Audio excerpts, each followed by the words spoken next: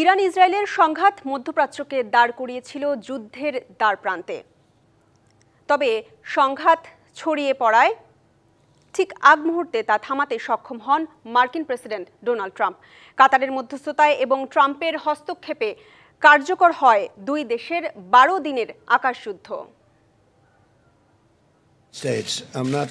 Iran Israel সংঘাতে এবার মোড়লের ভূমিকায় মার্কিন প্রেসিডেন্ট। কাতারের মধ্যস্থতা এবং ডোনাল্ড ট্রাম্পের হস্তক্ষেপে দুই দেশের মধ্যে কার্যকর হয় যুদ্ধবিরতি।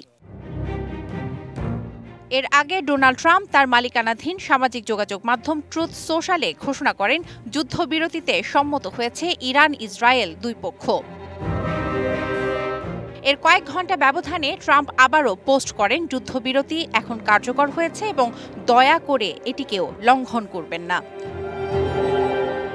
যুদ্ধবিরতি কার্যকরের বিষয়টি নিশ্চিত করা হয় ইরানের পক্ষ থেকেও।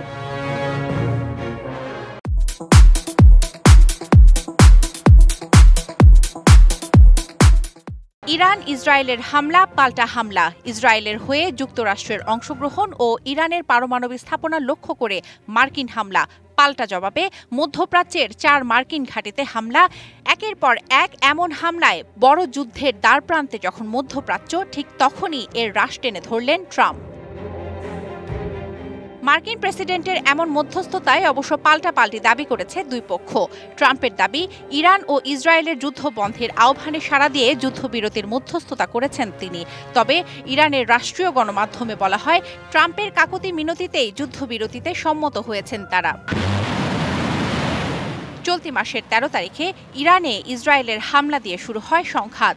এরপর ইরানের একের পর এক ক্ষেপণাস্ত্র হামলায় বিপর্যস্ত হয়ে পড়ে ইসরায়েল। ঘটে হতাহতের ঘটনা, ধ্বংসস্তূপে পরিণত হয় ইসরায়েলের সাজানো শহর। অন্যদিকে ইসরায়েলের হামলায় এ পর্যন্ত 10 জন পরমাণু বিজ্ঞানী হারিয়েছে ইরান। শোভন শাহমিন দিশা, ডিবিসি নিউজ ডেস্ক।